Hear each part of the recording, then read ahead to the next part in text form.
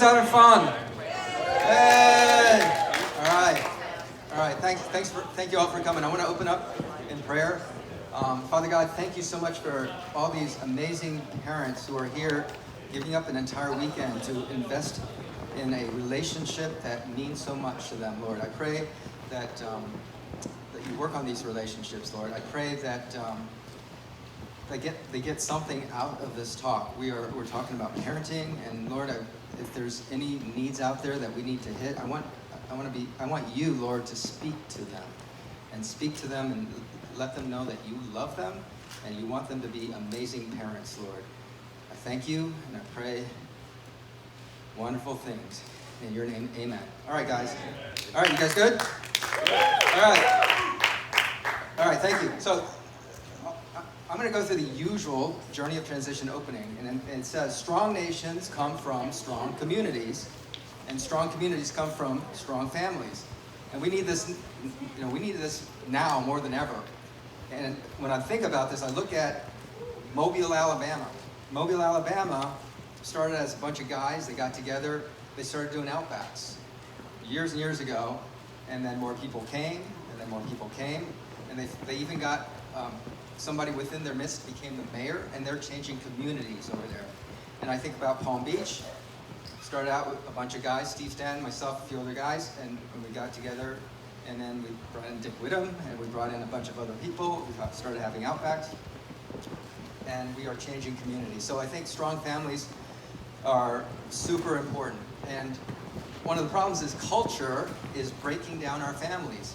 There's this technology revolution, right? We used to go out to dinner, and you'd see families sitting there laughing and joking and talking. And then what do we see now? We see a bunch of families on their iPhones, and they're just all staring at each other. They're not even staring at each other, they're on iPhones. And I'm not saying technology is bad. Technology is great, but we need to tame that beast, right? We need to put down our iPhones and start laughing and talking, right? So there's this river of culture. We have children rejecting family values. Each generation seems to get worse and worse, right? There's that saying, what one generation tolerates, the next one normalizes, and the next one defends. So look at King David, right? Man after God's own heart. You got Solomon, world's wisest man. And then just a few generations later, you got Ahab, and you have Jezebel, like the worst people in the world. So we need to be careful. We have to be mindful, and we have to teach our children that kind of stuff. We don't want this anarchy that's happening all around us. Proverbs 29:18 says, without guidance from God, law and order disappear, but God blesses everyone who obeys his laws. So parenting, why do we need Journey of Transition? So is everybody here a parent, pretty much? Or will be a parent or something? Yeah, okay, cool. Yeah. One of the best jobs in the world? Maybe. Frustrating? Yes, sometimes. Gratifying, but sometimes very terrifying, right? How many here had their kids come with manuals? Anybody? Like, they didn't pop out with a little USB thumb drive stuck to their umbilical? No, right? I didn't get that either. So you need a plan. You need to come up with a strategy on how to take care of these kids.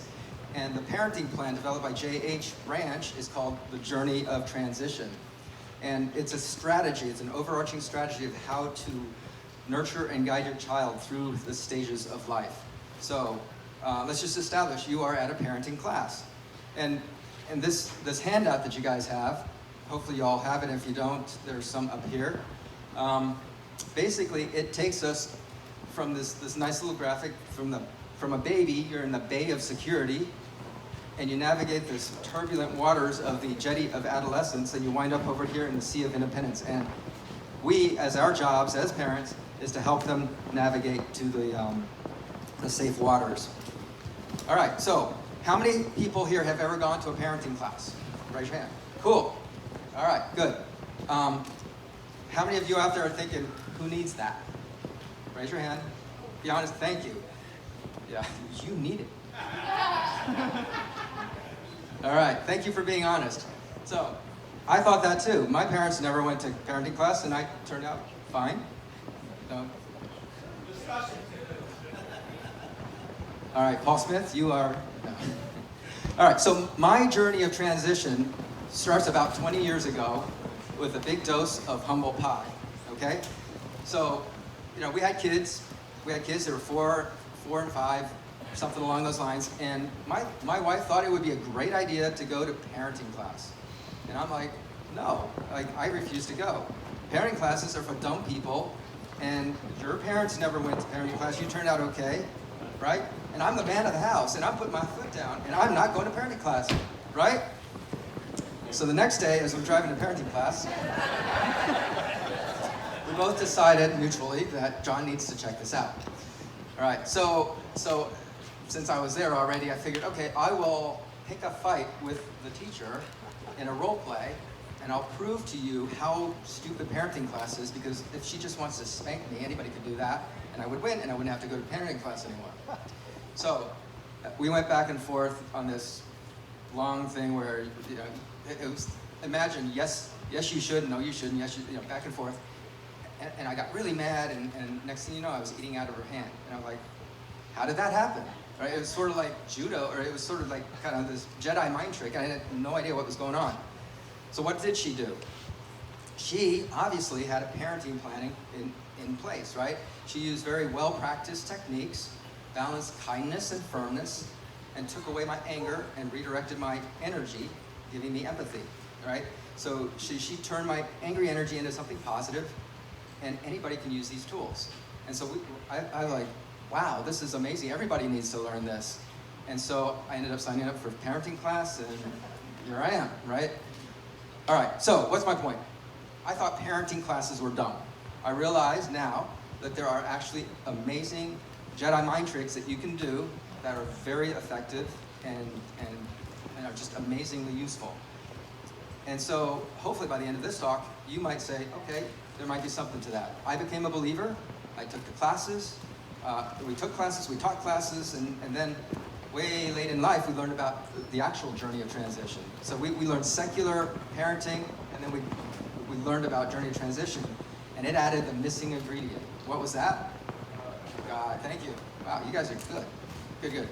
So before we go further, let's talk scary statistics.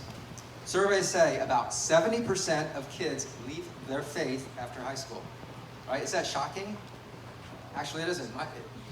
We only had 2 kids, so we can't get 70%, but one child went the way of the Lord, the other one kind of had questions. Now she's starting to come back, but that's 50% on 2 people, so we can't get 70, but that's about right.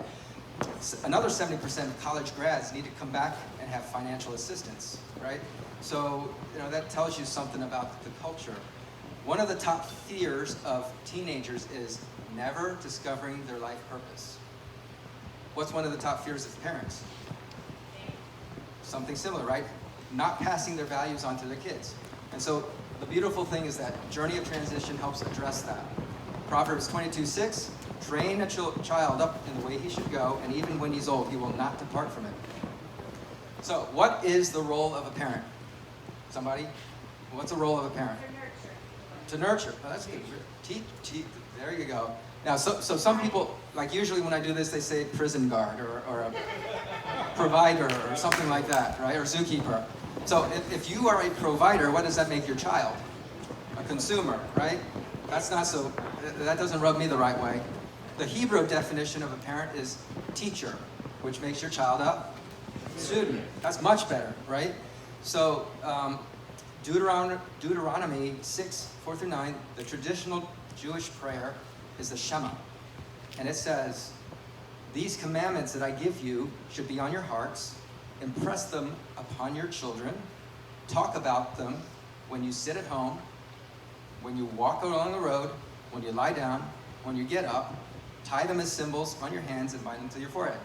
That basically means you are a teacher and they are a student all the time, right? Lie down, sit down, walk, whatever.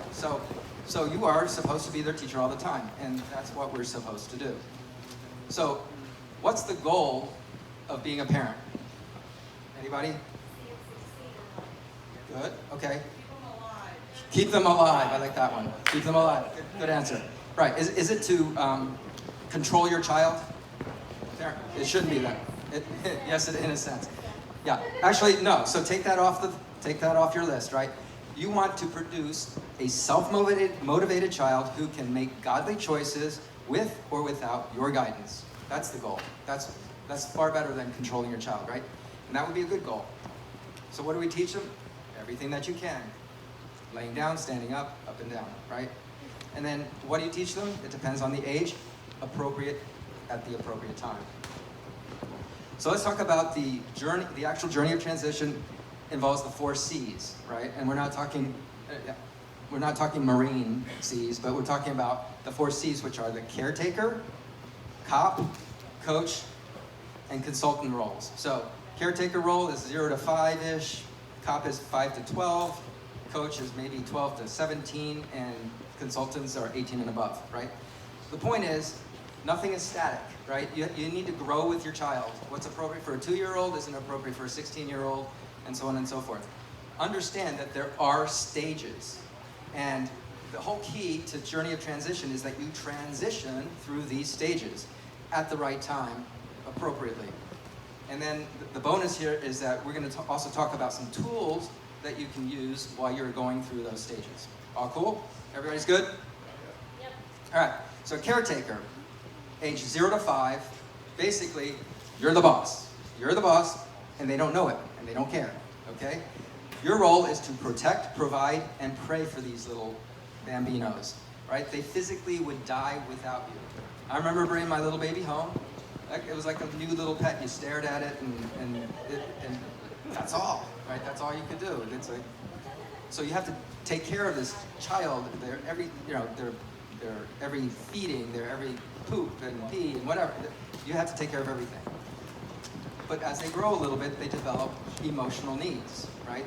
And so the basic needs of a child are the need to belong, the need to explore, and the need to be affirmed. So give empathy, validation, and don't deny feelings. So journey of transition is all about the overarching strategy, but I want to throw in little tools here and there. And I have a plant in the audience. Celeste, my wife, is my plant, and she will talk a little bit about the tools. So you want to do empathy. Wow, I'm getting all this. Okay, all right, so we're going to do just a little role play here so that you can kind of see how this plays out. And we're going to talk about what John said about empathy. So the way I'm going to do this is I'm going to do it wrong and then I'm going to do it right so that you can actually see the difference there. So I'm going to need a volunteer, someone who has a younger child, like 6, 5 kind of age range. Okay, good. Well, come on up. She's putting her shoes on. She's getting serious here. All right. Okay. All right. So yes, this is going to be really easy.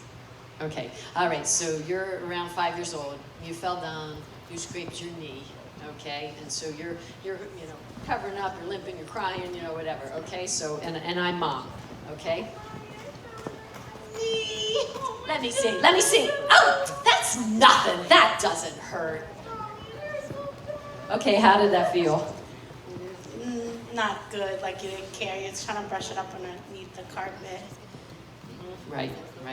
Absolutely. Just totally denying that she has a problem going on. Okay, all right. Well, we're going to do it again. Okay, I'm still going to do it wrong here. So, but go ahead. Let's try another one. Mommy, I just fell. Let me see.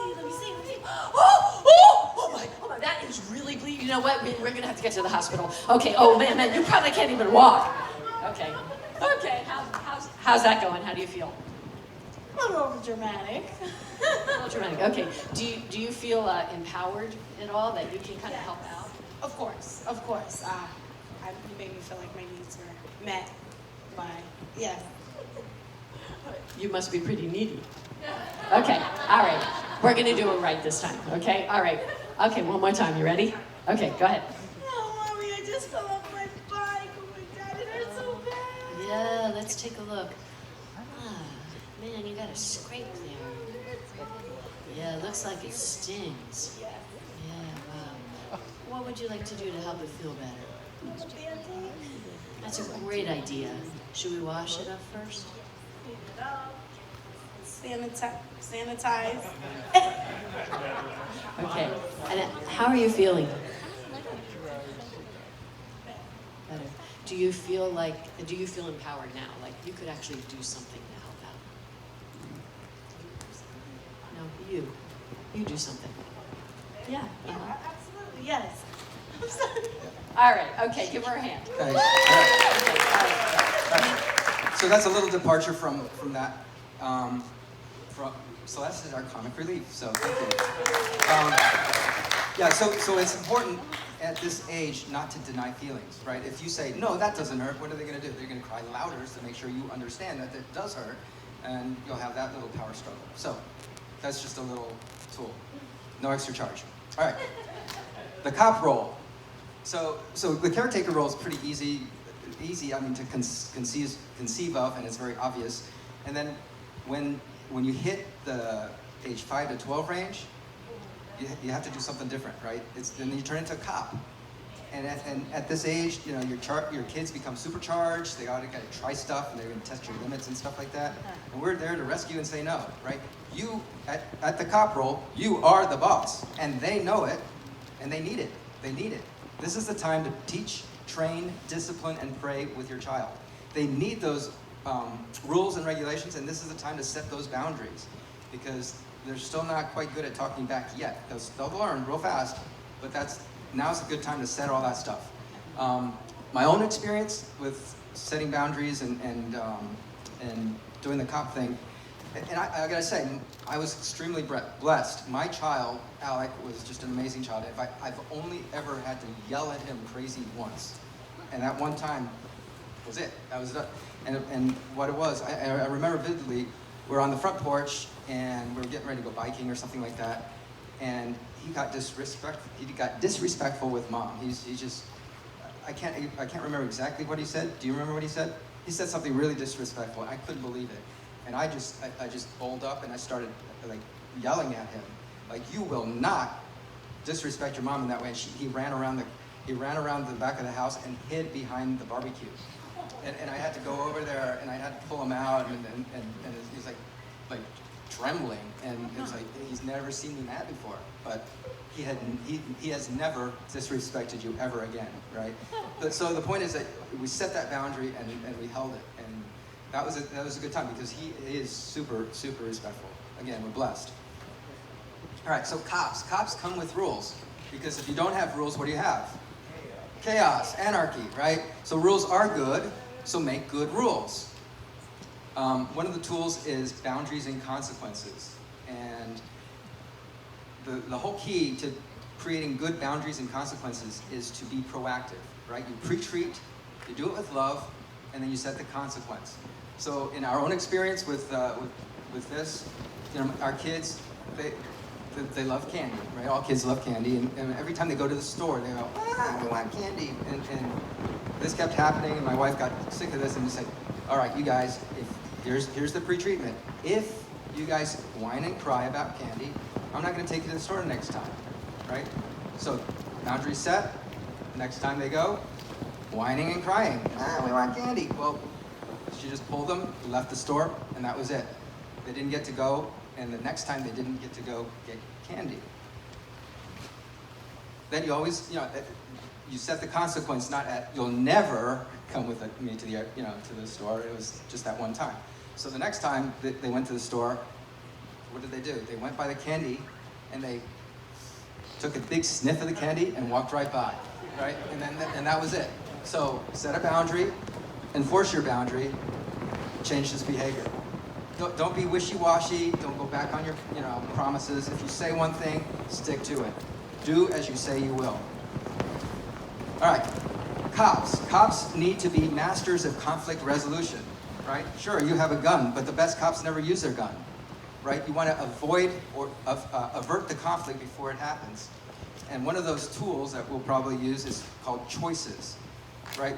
How many here have power struggle issues with your child? Power struggles, right? What's a power struggle? Yes, no, or whatever, right? So what do you guys do about power struggles? Scream, right? Who goes through the screaming? What? Take something away. All right, do those things work? No. Okay, here's a secret. Here's a tool, secret tool. When you have a power struggle, what does your child want? Power, right? What happens to them when you take away power.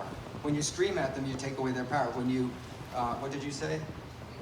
When you take things away. When you take things away, does that give them more power? No, it takes away their power. What's really interesting is when you have a power struggle, why don't you consider, try this, giving them power, giving them some sort of power in a constructive way, right? So that sounds kind of crazy. Let me give you an example. So you have power struggles, right? What's your name? Cindy. Put on your shoes. I said put on your shoes. She says, put on your shoes. I'm your dad, you put on your shoes. I'm gonna take away your allowance. Put on your shoes. Is this working? All right. What if I come back and say, hey Cindy, we're going to the store. You want to put on your red shoes or your green shoes today? She said that only works in center. But do you see how that totally averts that problem? Yeah. Right? What did you do? You gave this child the power to choose between a red or a green shoe. If you give them power, they'll use their power. Another example with our children was nobody wants to put on their safety belts. So we're in the car, nobody wants to put on safety belts. So what do? Put on your safety belts. Does that work? No, you're taking away power. So if you say, hey, Jenna, Jenna, you are safety officer of this car. Can you make sure everybody buckles up before you go? I'll wait until you're ready. It's like, oh, I've got power. Mom, Dad, do you have your safety belt? Yeah, ready to go. She locks herself in, right? So instead of taking away their power, consider giving them power. And that can help with power struggle. So that's one of the tools you might be using when you're a cop. All right. So now we're good at being cops. Like that's what we grew up with. We learned it, and it's just easy to say, put on your shoes, do this, do that, or else we'll take away something. And we grew up with that. It's easy to do. The next stage is probably the hardest for people to transition, and it's really important to transition to there because somewhere around puberty, all this cop stuff doesn't work so well. Kids start asking too many questions. They want to do things for themselves, by themselves, right? And this is when things start to go wrong. I mean, you wake up and all of a sudden, like, you have an imposter in the bed. Like, who are you? Like, I had my sweet little girl there, and now you're like, I don't know who you are. So this happens, and that means that's time to start switching gears, right?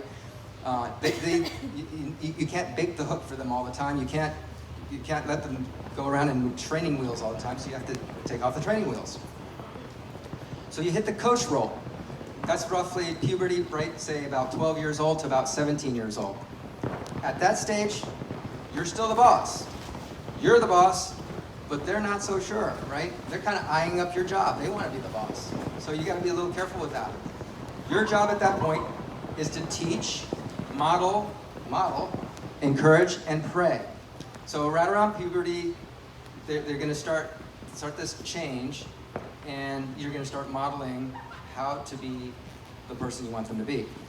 Cops make the decision for you, right? Cops make that decision for you. But coaches teach you to make the decision for yourself when the cops aren't around. So you're transitioning to becoming that, from being a parent who does everything for your child, for the child doing it for himself. If you stay a cop till your kid goes to college, what's going to happen? You get one of two things, right? One is they'll be totally lost without you, or else you're going to go hog wild. What do you want? So that's why we call this the journey of transition. You transition from cop to coach. One thing to note is that coaches do not play the game. They don't play the game. They're on the sidelines. Coaches motivate you to reach your dreams. They teach you to push through the pain. They demonstrate the value of hard work by modeling all this stuff, right? So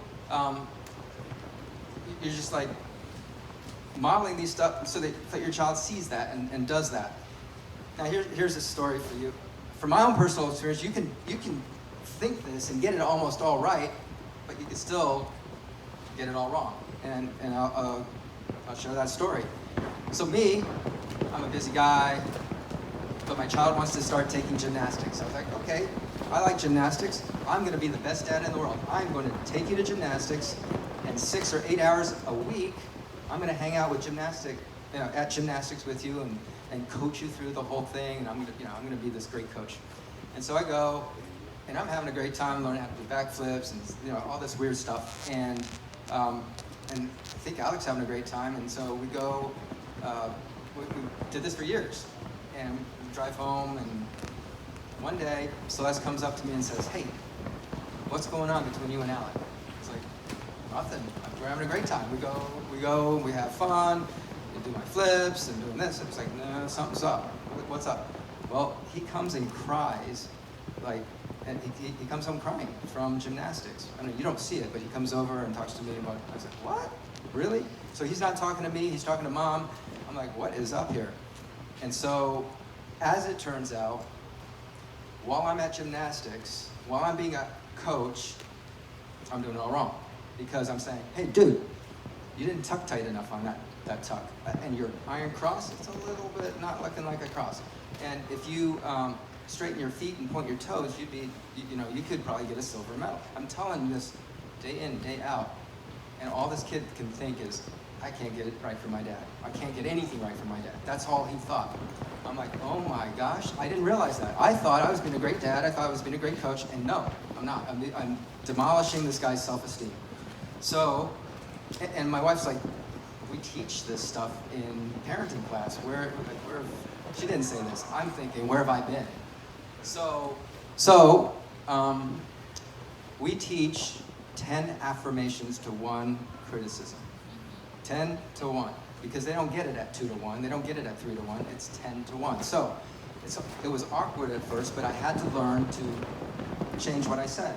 And I would say, when he would not point his toes, I was like, that looked pretty good. Ugh, that didn't sound right. So let's try that again. You pointed your toes really well 5 times. And then your cross is getting there. It's getting there. You're tucking. You're getting better at that tuck. So I had to start coming up with affirmation, and I got better at it. I got better at the affirmations. It's really awkward for most parents to start affirming their child. They think, I should point out the bad, not the good, because they don't need to hear that. They need to hear that. They need to hear that. So I learned to do better affirmations, and I did it at the 10 to 1 level, and my child started changing. We became so much closer. It just paid enormous dividends, and we're close to this day. He calls up, and it's just completely amazing, which takes me to the other thing. Another thing that a coach does is stimulate curiosity. And I remember I called up Alex. I was like, "Hey, Alec, I'm giving this talk on the journey of transition, and I want to know what kind of things did I do as a coach that was good instead of the bad things I did." And he said, "Well, here's something you did well. When we did things together, you always challenged me and stimulated me by asking me, hey, Alec, how would you fix that broken carburetor? Or how would you paint that fence without getting this dirt?" And it challenged me to think through all these things. And so now, every time I think about all the things I can do, I'm very thankful that you made me do all that stuff. So that's the stuff about being a coach. You're modeling, you're praying for your child, and you're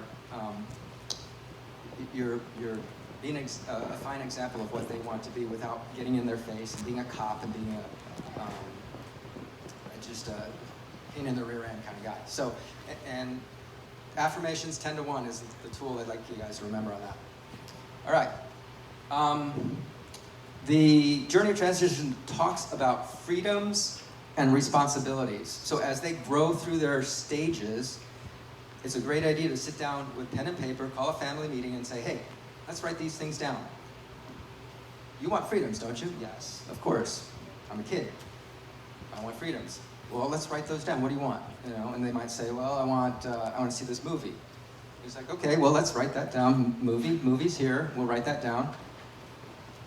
The responsibilities that are required to be able to go see that movie. Well, what are they? So you write those down. It's like homework needs to be done, and we need to review plugged in online. So you write that down, and you make these agreements. And it's so amazing when it's already on paper. You can always pull out that piece of paper and say, "Yeah, you agreed to this," right?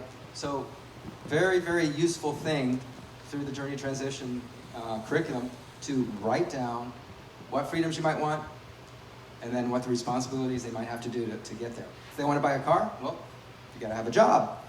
You have to have enough money for gas and insurance. Let's budget all that out. Show me the work, right? So, making agreements. Yeah, so we did this with our children, right? Whenever we want to go see a movie or something like that, Mom would always say, what is plugged in on, they always did their homework, so we didn't have to ask that. But Mom would say, what does plugged in online say that? Do you guys know about plugged in online? No? Plugged in online, just for those who don't know, is it's a Christian movie review system, and you can read up about the profanity, the sexual content, etc. So, just something to be aware of. That'll help you. Okay. Yeah. Remember, the goal of being a coach is to train up a child to make good decisions for themselves, not for you to control them forever. All right, so then you've taken them through age 17, they're hitting 18 plus, they are an emancipated adult. So when your child is no longer adult, you're no longer a coach. You are now a consultant. What does that mean? That means that you are no longer the boss. They are. So bottom line is suppress that urge to be their boss. Who here has kids in that range? Anybody? All right, okay. You young folk out there. All right, so your job at that point is to listen, support, advise, and pray. So consultants are really kind of very similar to coaches with a few differences. Coaches are assigned, like, dude, this is your coach. He's going to be your coach for the next 4 years, blah, blah, blah. Coaches tend to give advice, and they have a captive audience, right? Unfortunately, you don't have that anymore. Consultants, on the other hand, need to be invited in, right? You can be hired and fired depending on your attitude and your advice. So, I would say, be careful with your advice. Give your advice only when asked, right? Knock on the door before entering or barging in. We tell people, kids don't like to hear, can I give you some advice? Like, do you even like hearing that? Dude, Larry, can I give you some advice? Like, you don't want to hear that, right? So you might say something like, do you want some information? Something like that. It's just certain words trigger people. And using that word, advice, isn't exactly the best. So, give your advice only when asked. Knock on that door. And then you have to have a flexible attitude, right? You have to deal with that potential rejection when they don't want your advice. Okay. By the way, nagging is unwanted advice, and that kills the consultancy, right? You don't want to nag. My son Alec, so cool. He calls home for all sorts of advice. Like, hey, Dad, I'm thinking about going snowboarding. I'm going to do, and it's like, you know that. Why are you calling me? And he was like, because you have good advice, right? You don't, and it's because I didn't jam it down his throat. And he'll call for girl advice, which is really cool. It's like, met this cute chick, and blah blah blah blah blah. And it is so cool when your child does that. It is so it is just so cool. Another example from my own experience is in transitioning from coach to consultant. My daughter, when she was graduating high school, we had a business that was transitioning out of our laundry room into a real business, and we had people coming to inspect this real business that wasn't quite a real business. And I put her in charge, and I had to work, so I put her in charge of this. And basically, instead of me telling her what to do or whatever, I handed her the keys, I handed her everything, and I said, you know what, make this place look like an office, and make us proud, and consult me. Ask me if you want. And lo and behold, she took the bull by the horns, and we had this office in 3 weeks, and it was amazing. So, and we got the contract too, which was pretty cool. The people were coming by to inspect our office, and the guy walks in, and he didn't know that we built this office in 3 weeks. And he comes in, and he expects everything. It's like, looks like you guys have a well-oiled machine here. So it was pretty cool, very cool.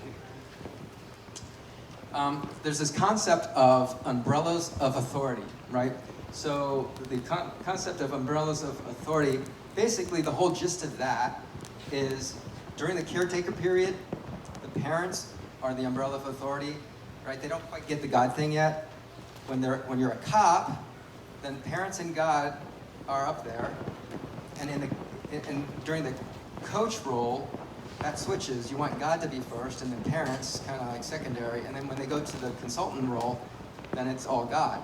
But what that's really saying is that we're just transitioning our dependency from, we're redirecting our children to the ultimate authority of life, right? And so long after you're gone, God's going to be there. But as a baby, they don't know that. So you are their God until you can teach them who God is. And that's what that whole umbrella of authority thing is all about. So, next topic is prayer. Without prayer, none of this works. So model praying with your children. Like, you think they'll ever pray if they don't see you praying over them, with them, etc.? So when you and your spouse come into agreement, you will see unbelievable supernatural results. So, part of that has to do with transitioning that authority to God. So our child, Jenna, when she was applying to college, she wanted to go to the West Coast, and we weren't super thrilled about that. And we prayed about it, and we was like, we don't think West Coast is for you. And we could have gotten in a big shouting match, but what we did is, why don't you pray about it, ask God what it is. And next thing you know, they come back, she came back and said, okay, I'm going to the East Coast. And we didn't have to fight about it, there wasn't a big hullabaloo. She asked God, she got the answer, it took us out of the picture. And we didn't have to be the bad guys. All right, next topic is finances. How many of you give allowances?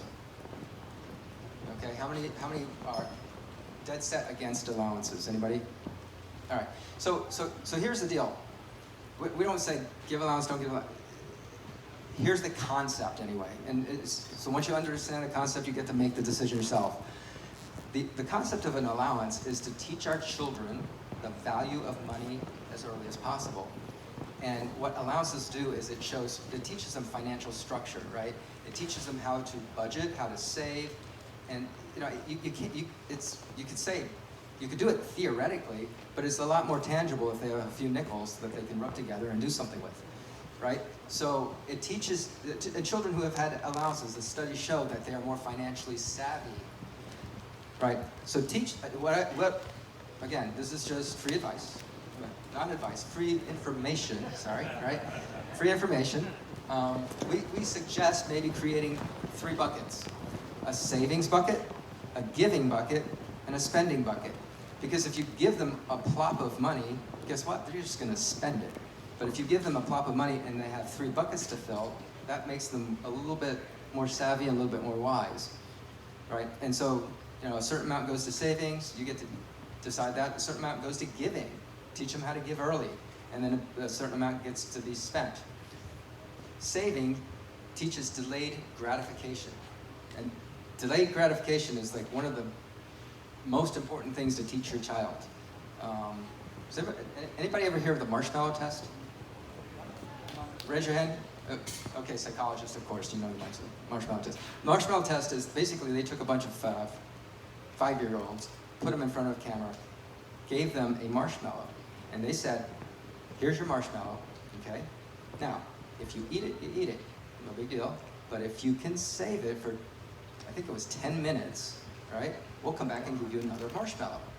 And so it's the cutest commercial, it's the cute video, like they're like looking at the marshmallow, they're smelling it, they're like licking it, all sorts of stuff. But some of them, like, at 1 minute, it's gone. And others, they're able to do it. And it turns out the kids that have delayed gratification and don't eat that marshmallow tend to do better, make more money, and are more successful in life because they are able to do delayed gratification. So teach delayed gratification. Another thing is to let them make mistakes. Let's say they eat the marshmallow or spend all their money, but now they can't afford something else. Do you bail them out? No, right? Let them make the mistake, because if they can't buy that thing now, they need to learn to budget better, right? So specify that, teach them how to budget better. Paying for chores. we don't recommend paying for chores, right? Chores is something you do for the family, right? It's not your allowance, it has nothing to do with that. We give you your allowance so you can learn about using money and managing money. Paying for chores is not, no, you're part of the family, you do chores. I do work for the family, you work for the family.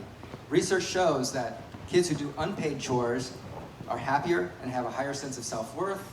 And if you pay them to do that stuff, you will kill their intrinsic motivation for doing work around the house. And it just kills their joy for doing that. All right, communication, that's the next topic. On the Journey of Transition syllabus, there are things to do and there are things not to do. So things not to do, talking too much, right? Lecturing to a child. Who here remembers the Charlie Brown specials, right? What do the parents sound like? Wah, wah, wah, wah. Yeah, wah, wah, wah. Right? So research shows that they get the first 30 words and anything beyond that is over their head. So make your words count. Don't go wah, wah, wah, wah, wah, wah. Another thing not to do is nagging, right? Nagging makes it your problem. Silence makes it their problem. So those are some things. Things to do. So we're going to talk about tools. I'm going to bring Celeste back up to do the tools for communication, which again isn't normally on the Journey of Transition syllabus, but I think this is super critical to learn mirroring and I statements, because that, as I showed you with my son Alec, if you say the wrong things, even though you mean well and you say the wrong things, you fail. So learning to say the right things can make all the difference in the world. Take it away. Okay, I need a volunteer. I need somebody with thick skin because I'm going to kind of do it wrong. So, I have a volunteer. Okay, come on up. Thank you. Somebody's brave. All right, give this gentleman a hand. Okay, you ready? Lay it on. Lay it on, okay. All right. I am going to try to get you to help some around the house. Okay? All right. You never help me around the house. This place is a mess and we don't even get anything done here. Okay, do you feel like helping? No. No, okay. All right, okay, now I'm going to approach it in a different way. You ready? Okay. I'm feeling kind of overwhelmed with all the housework around here today. Okay. Do you feel like helping? No. Feel like helping? My husband would feel like helping if I came at him with that. Are you being difficult? Uh-huh. Okay. Would any of you feel like helping if I came at you with that question? Okay, all right. I have two over here. Okay, okay, that's good. The difference being me coming at him with you, right? You don't do this. You never. You always, right? That kind of thing. As opposed to what my needs are, right? I feel. I need. Right? Do you see the shift in this, right? And of course the tone of voice also. Right? And we call these I statements, and using I feel can be really helpful, but we want to be careful that we actually say what we feel. Like I said, I feel overwhelmed. Whereas if I said, I feel like you don't help around the house, okay, that's the you statement kind of disguised, right? Because it's still a you kind of thing, so it's a little bit subtle there. Okay, all right, now we're gonna take this up to the next level, and we're gonna do what we call mirroring. And I'm gonna ask you to come at me demanding in that same way, you never help around the house, okay? So this is because Jacob has forgotten his I statements, so he's coming in this way, you never help around the house, and then I'm going to try to diffuse that and see how it goes, okay? Are you ready? Absolutely. You're ready, okay, all right. I asked you to wash my jersey because I was at practice. Why couldn't you do that for me? One thing I asked you to do. It sounds like you'd really like me to help out a little more here. Well, yes, absolutely. You sound a little frustrated that I didn't even wash one jersey that you really needed. Yes, I am. Does that mean we're time up? It's almost up. So So- at any rate, the whole. Let me just Okay. deconflict that. Thank you. Give this gentleman a hand. Okay. So the whole idea behind I statements is instead of saying you are wrong, you are bad. It's like, hey, I have a need, right? If I accuse you, you deny problems. If I say I need help, you're like, oh sure, I'll help you, right? That's kind of the whole thing. That whole thing about mirroring is we didn't do it wrong and then right. If we did it wrong, it would be like an escalating fight, and the other way is like understanding, and he will de-escalate. So the whole those are just things. That's the piece on communication. The piece on non-communication is real important. I want to share this with you, and then we'll get pretty close to finishing. There are sometimes, there are times when you are going to need to sit down and ask your child, especially if they're not talking to you, particularly when they're not talking to you, if there's one thing that you could change about me, what would that be? All right. I mean, these are almost worth writing down. Or another question might be, what do you need from me the most right now? Or, have I ever offended you in a way that I haven't quite apologized for? And those are, you know, you just heard them and they might go over your head, but put them in your toolbox to ask your child one of these days, because it's super, super important. My daughter came home from college, and we're out sitting in the pool, and we were having a great time that night. And in fact, it got later. We were just sitting around, and I remember, hey, I gave this talk at JH Ranch or JH Outback, and I should probably use that on her. I was thinking that, and I was like, so I did. We were getting along really great, and so I decided to just throw out the, hey, you know, I was just wondering, have I ever said anything that offended you that I never apologized for? I want to be right with you. Thinking that she'd be like, no, Dad, you're so great. That's like, right? Like waiting for that. And she got real quiet. And I'm like, no, I shouldn't have said that. But she said, yeah, there is. I was like, what? And so, and then just the backstory is that sometimes I felt that my daughter would be like a little moody, you know, and all girls can be. Can I have an amen? Oh, all right. So she all right. So she was a little moody one day, and I said something to the effect of, "Hey, if you're like that, like, how are you ever gonna get married? You know, how are you ever gonna, right? Yeah, exactly. But you know, you can justify it all you want. Stupid thing to say, wrong thing to say. Never say that to your daughter. Never say that to your wife. But I said it. All right. And I never apologized, never knew, and it just went over. That was years ago, and she held it for like 4 years. She was just graduated college, and this happened in high school. And I said that in high school, and she remembered it, and it led to a long night of apology. You know, you want to get down in her face and specifically say, no, that is not you, and I don't think that, and you are a lovely, lovely young woman, and somebody's going to be super excited to marry you someday. But just addressing that just opened up a whole new world, right? So you just got to be careful about stuff that you say, and if you say that, apologize. And if you don't know that you say stuff like that, use these little techniques, like what did I say, you know, and then be sincere. Don't come up with excuses. Don't say, I did that because blah, blah, blah. No. You have no excuse, right? So that's real key. And I just wanted to share that with you guys. It's tough being open like that. Just kind of go through. So the question is, when do we release your child into the seat of independence? It's when they know their God, G-O-D, purpose, right? The heart of gratitude, soul of obedience, and the mind of dependence, their G-O-D purpose. When they have the unconditional love of God, they have an abiding relationship with Jesus, and when they know how to look for a godly mate. And actually, that'll be covered by somebody else, and how to honor their parents. So, in summary, we get to end. Let's go this way. There's a lot of facets to this parenting thing, and it's like, holy cow, there's a lot of things. There's lots of pearls. Hopefully we gave you some tools. remember, the key here is that transition from caretaker to cop to coach to consultant. Work on our thinking.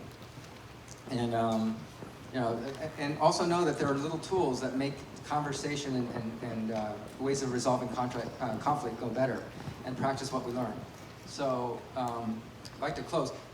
By the way, one of the things that we sometimes do is we might be able to do a Zoom parenting class. Would anybody here be interested in doing something like that? Show of hands. And if so, 2 ways to do this. You guys are going to get a what do you call it? An evaluation sheet. Would you write on that evaluation sheet, I want to participate in a Zoom class on parenting or something like that. I want more parenting classes, and we'll tabulate that and contact you or whatever. This I'm going to call you guys out. We've done it before. I would strongly recommend it. The 2 of them do a great job. Yeah. Well, checks in the mail. Checks in the mail. Okay, no problem. Appreciate that. So, at any rate, I want to close this out with prayer. Father God, thank you so much for these parents again that they came here, sat in these seats, and hopefully absorbed at least one trinket of a tool, of a knowledge that they can use downstream, Lord. I pray that they develop godly relationships with their children and just learn to be one, Lord. I pray for unity. I pray for wisdom, and I pray for strength and endurance, Lord. And I pray for open hearts in their children. We pray for these things in your name. Amen. All right. Thanks for coming. If anybody has any burning, pressing questions, happy to answer them, or else go get dinner. Good night.